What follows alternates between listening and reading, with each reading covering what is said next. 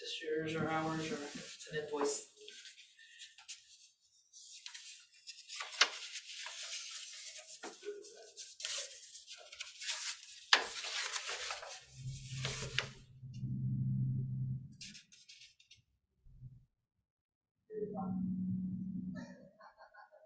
Already paid for it. It's that one right there. Oh, okay. Yeah. I just saw the Explorer, so I opened it and Yeah. it's an invoice. And I was like, goodness, It's a certificate of authenticity is what it is. okay.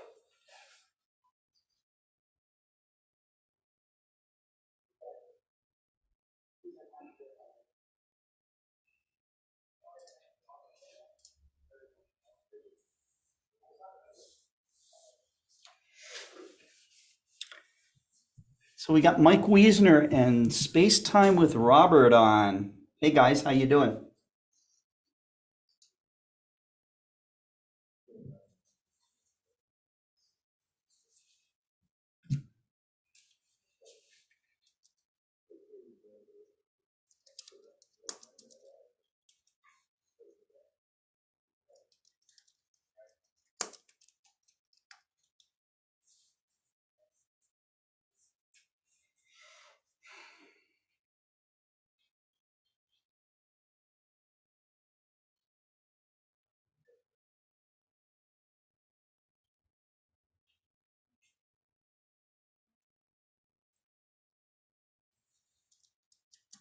Hey Harold.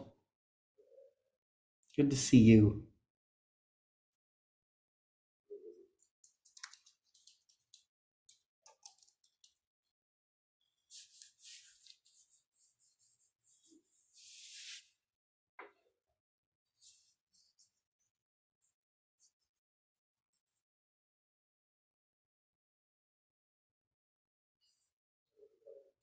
I love this black hole visualization that's playing right now. Really cool. Thank you.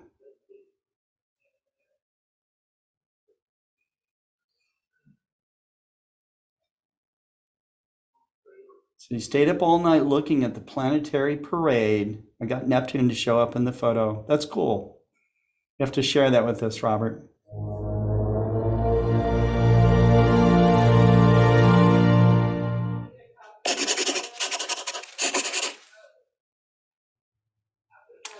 Hey everybody, Scott Roberts here from Explore Scientific and the Explore Alliance, and I thought I would be with you today. Daniel Barth, Dr. Daniel Barth is not doing a How Do You Know show today, and I'm actually heading out of town. So before I left, I wanted to give you guys a heads up of what we're up to. But first, I wanted to show you guys a feature. I just saw a recent flyby of Mercury by the Bepi Colombo, I think I'm pronouncing that correctly, mission. When you see this flyby of Mercury, which is what it is, I mean, to me, it looks, God, Mercury looks so much like the moon. You know, Mercury is about 1,000 miles more in diameter than our moon is. But you know, you look at some of the craters and stuff, and you see like blast marks and all the rest of it, and it's just so incredibly moon-like. You know, Bepi Colombo is named after a guy named Giuseppe Colombo, who first proposed the idea of gravity assists around planets, which is really commonly done by planetary spacecraft today. The missions comprise of the Mercury Planetary Orbiter and a Japanese spacecraft called MIO. So you can learn more about that if you go onto the mission page. But it's very cool to see our, closest planet to the sun in all of its glorious details. So I'm going to show that to you now.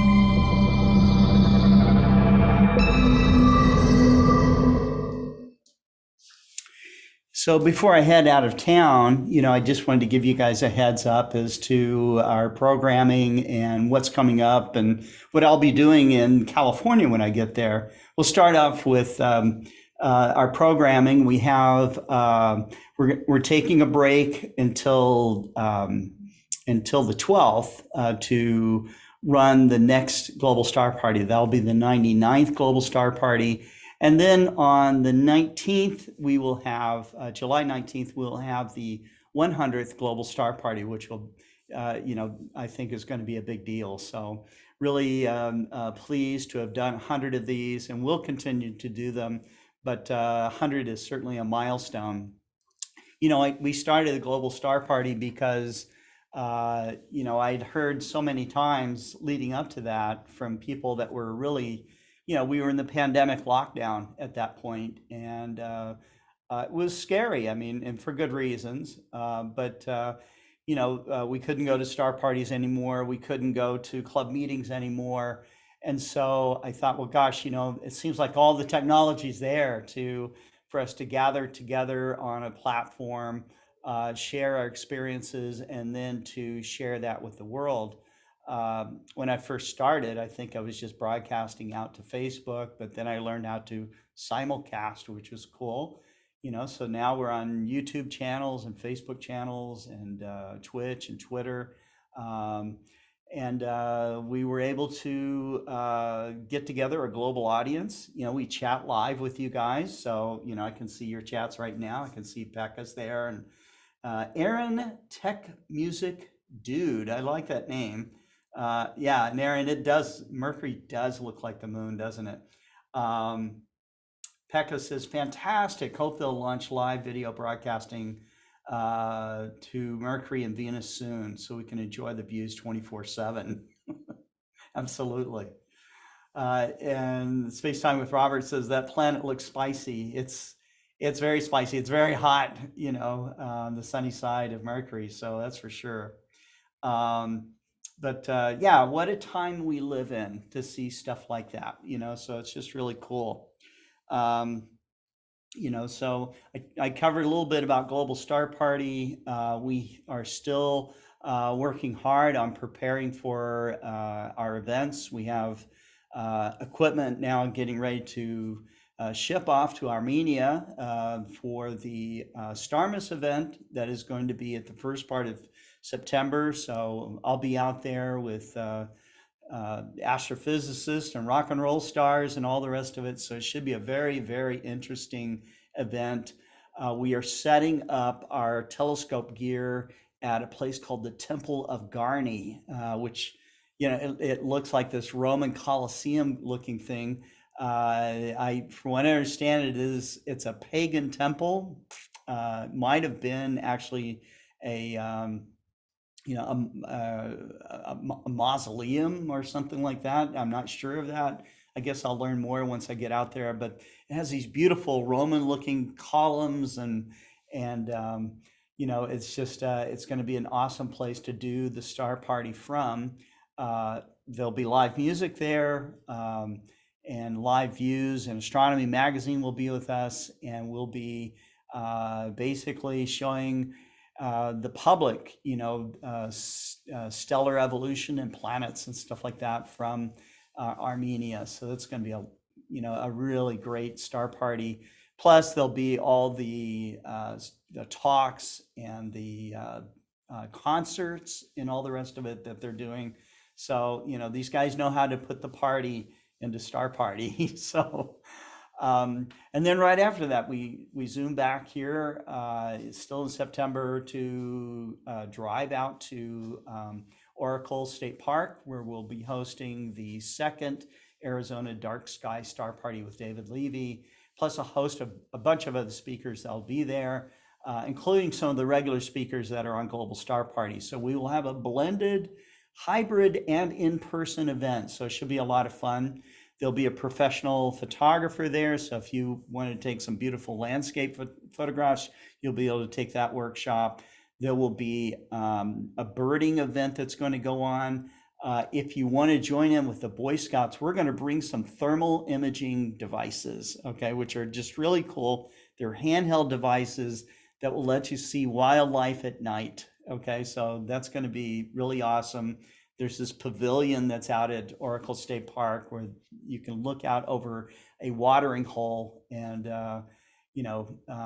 it's I think it's nice to be that far back and actually on top of the pavilion, because the wildlife gets wild at night. So, but and the skies are going to be super dark. Should be great Milky Way views and all the rest of it. So it's going to be a lot of fun. Plus, we'll be at Biosphere 2 with a whole slew of speakers. So I hope you come. That's going to be a great deal. And then, we'll be at some other events too. We'll be at the Nebraska Star Party. We're kind of spreading out with who covers some of these things, but there's a lot of reasons to get out and do some of the star parties. I know gas is expensive, but it's been, if you amortize the cost of not going anywhere for 2 years, okay, versus spending some extra money on fuel, I think that it's still well worth it. And what else can I talk about today? I don't know. Does the audience have any questions? Let's check. Got people saying hello. That's nice. No, it doesn't look like it. Don't see any questions yet. Oh, what dates are you at Starmus? Myself, Pekka, I'm going to arrive early. Starmus, here, let me pull up the website. I think it's the 1st through the 5th, something like that. You go to starmus.com.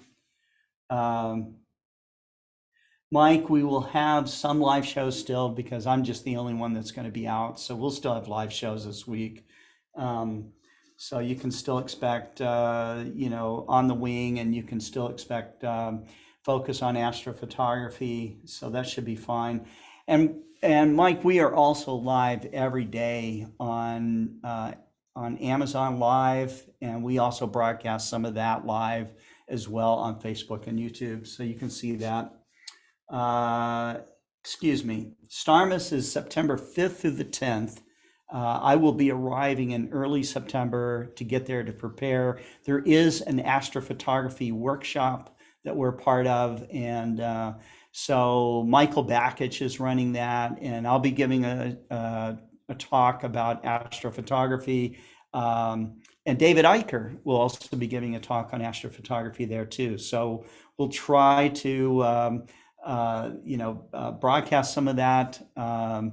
There's going to be some amazing people there. I can't promise that we'll be interviewing people like Brian May, but maybe. So, you just never know. And so that's the deal there. I will certainly be there from the dates that they are quote unquote open, but that starts September 5th through the 10th. And I think the astrophotography program is just a couple of days early. So Pekka, if you're thinking of coming, that is the Burning Man of star parties, and astronomy events. And they have lowered the cost. It used to be kind of expensive to go to Starmus, but the cost, I think now the tickets are like $200 or something. So, still not, it's not $50, but it's not $1,000 either. So, and the kind of people that you're going to run into and the people you'll see talking there is really going to be nothing short of astounding. So I'm really, really looking forward to it. Scott, did you mention Paul the designer or the Teleview with Ethos and Delos? Did I mention Paul the designer? No, Michael Peoples, I did not. But I know that the people that design eyepieces for Teleview do a good job. So Ed Gunther, the Burning Man of star parties, count me in. Okay, well, get your tickets and get your flight ticket. Okay, you need to fly to Yerevan, Armenia. So that's the deal. Pekka says I put my Explore Scientific shirt and cap on, so maybe they'll let me in for free. They might, so. Oh, Michael, I did not know. I did not know this news. So you're mentioning that Paul from Teleview passed away. I'm so sorry to hear that.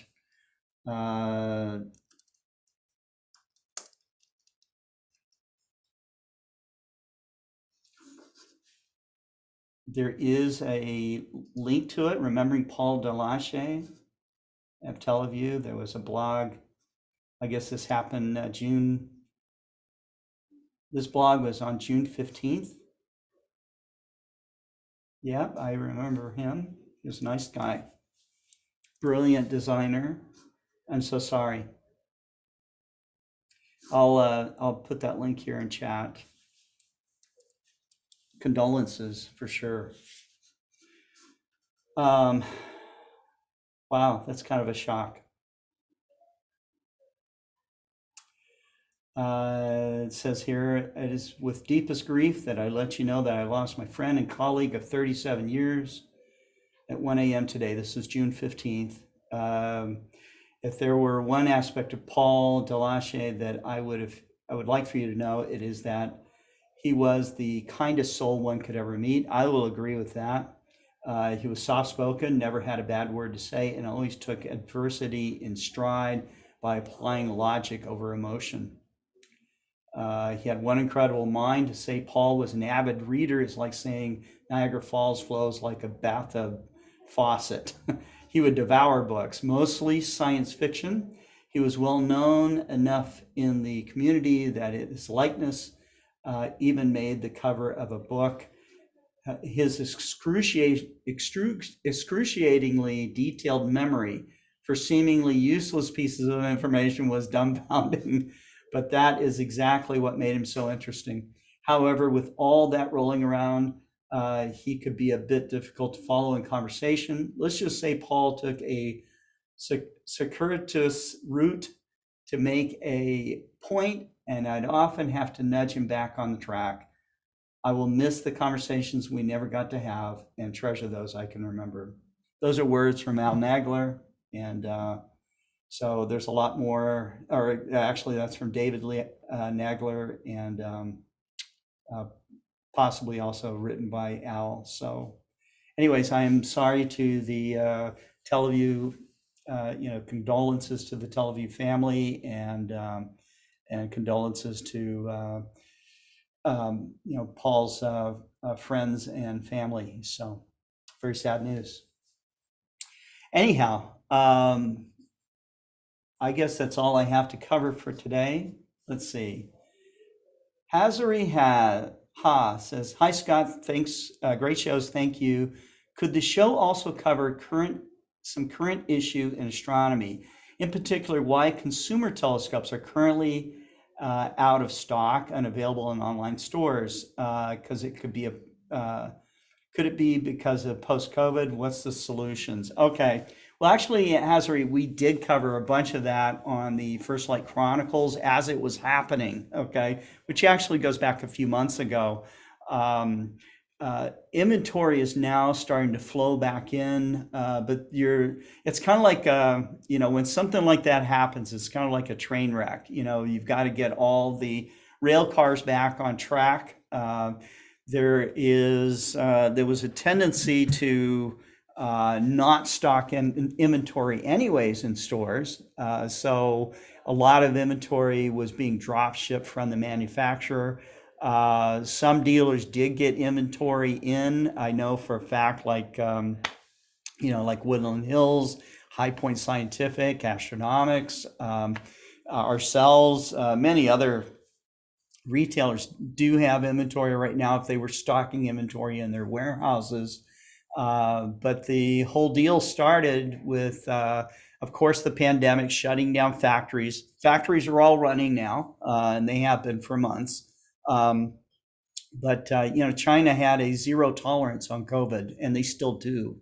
And so when things are a problem, they make everybody go home and stay home until everybody tests okay. And so they have weekly testing that goes on in China.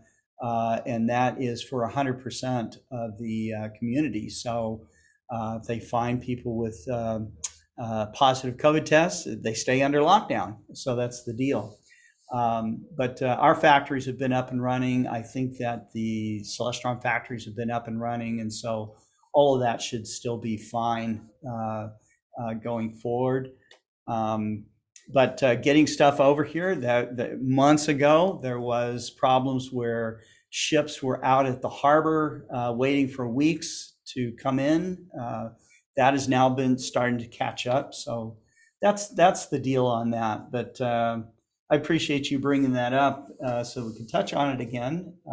But we have inventory of a lot of product right now, including product from Vixen and that type of thing. So if there's things that you are looking for from Explore Scientific, let us know.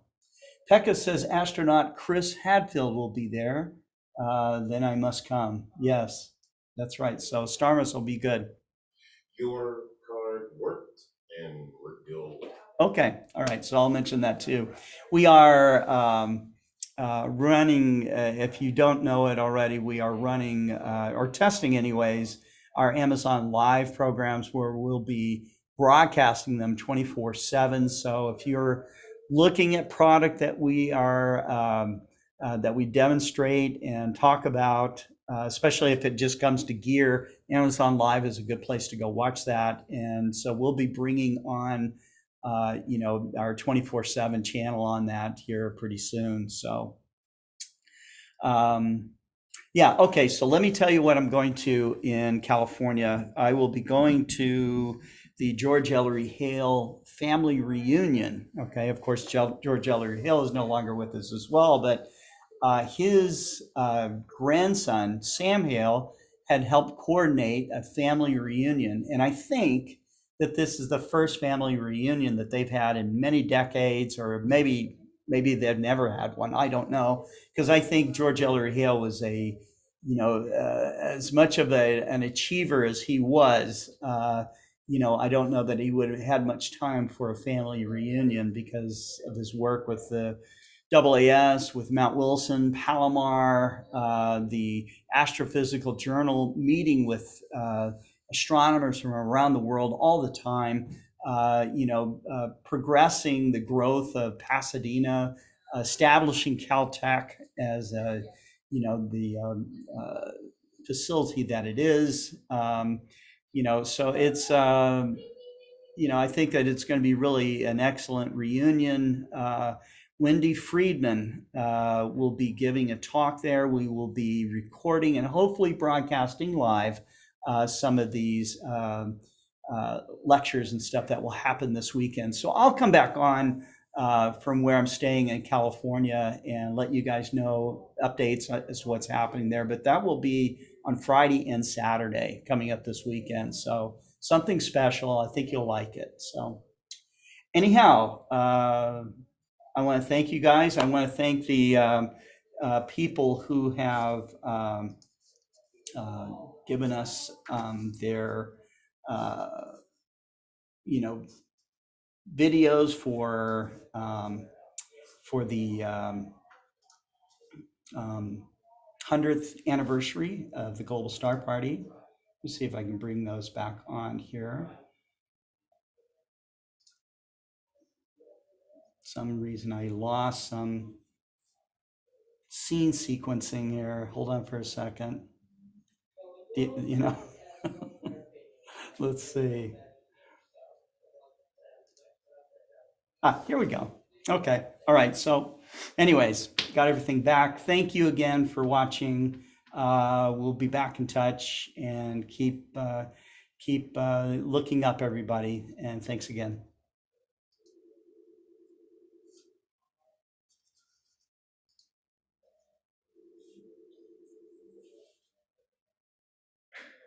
Hey folks, Sean here from Visible Dark on YouTube and visibledark.ca on the web.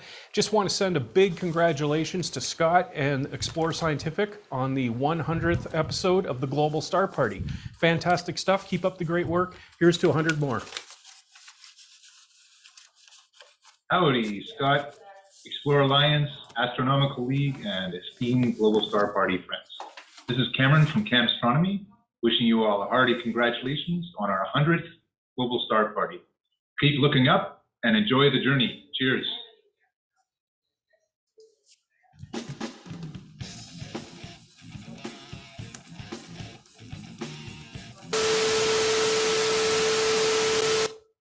Hi everyone, Dan Higgins here from Astroworld TV, and as one of the newest presenters of GSP, I'd like to send a congratulations to Scott, Explore Alliance, and all the presenters of Global Star Party for 100 episodes of the show. So, outstanding job. Thank you so much for having perseverance and doing this and relaying all the information that everybody does every week. So, thank you so much. Thank you for allowing me to be a part, and as always, remember to keep imaging, keep educating, and clear skies. And we'll see you soon.